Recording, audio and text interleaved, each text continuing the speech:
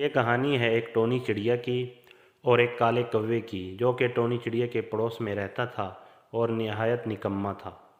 और एक नाग महाराजा की, जो कि टोनी चिड़िया का बहुत अच्छा दोस्त था। सुबह हो जाती है और टोनी चिड़िया अपने बेड से उठकर जंगल की तरफ चली जाती है। दूसरी तरफ काला कौवा भी सुबह होने के बाद उठ जाता है।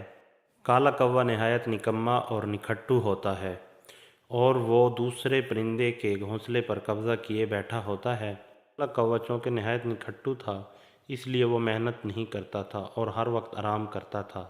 तभी सामने से टोनी चिड़िया उड़कर आती है और आकर काले कौवे से हाल अहवाल दरियाफ्त करती है और उसे कहने लगती है कि वो कुछ देर बाद दूसरे जंगल में दाना चुगने जाएगी और काले कौवे को कहती है कि वो उसके घर का ख्याल रखे। अब दूसरी तरफ नाग महाराजा की सुनिए।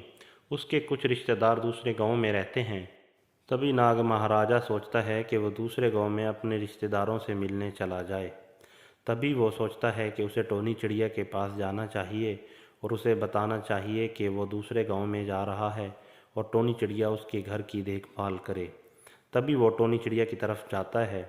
वहाँ पर काला कौवा भी होता है।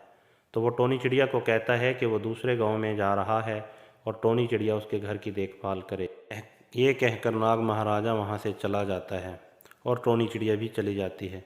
तभी काला कौवा सोचता है कि नाग महाराजा और टोनी चिड़िया की दोस्ती को दुश्मनी में कैसे बदल सकता है। तभी उसको एक प्लान सूझता है और वो एक चाल चलता है और थोड़ी देर बाद वो नाग महाराजा की गुफा में चला जाता है। वहाँ पर एक कीमती ख़जाना छुपा होता है। चूँकि नाग महाराजा वहाँ पर नहीं होता, तो वो ख़जाना चुरा कर ले आता है और टोनी चिड़िया के कमरे में बेड के पीछे जाकर छुपा देता है। टोनी चिड़िया दाना चुगने के बाद शाम को अपने घर आकर बेड पर आराम कर रही होती है। तभी नाग महाराजा वहाँ पर आ जाता है और टोनी चिड़िया को बताता है कि उसका कीमती ख़जाना चोरी हो गया है। ये सुनकर टोनी चिड़िया भी परेशान हो जाती है और उसको कहती है कि उसको नहीं पता।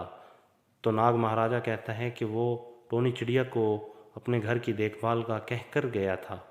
तभी टोनी चिड़िया कहती है कि वो तो दाना चुगने चली गई थी।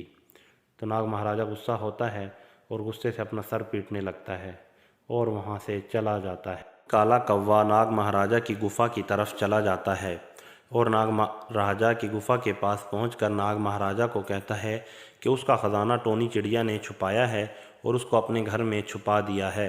तो नाग महाराजा उसकी ये बात सुनकर काले कौवे के साथ टोनी चिड़िया के घर पहुंच जाता है। टोनी चिड़िया नाग महाराजा को देखकर पूछती है कि वो क्यों आया है। तो नाग महाराजा बताता है कि काले कौवे ने मुझे कहा कि ख़जाना तुम्हारे घर में है। तभी काला कौवा बोलता है कि नाग महाराजा, ख़जाना टोनी चिड़िया ने ही छुपाया है और ख़जाना उसके बेड के पीछे छुपा हुआ है।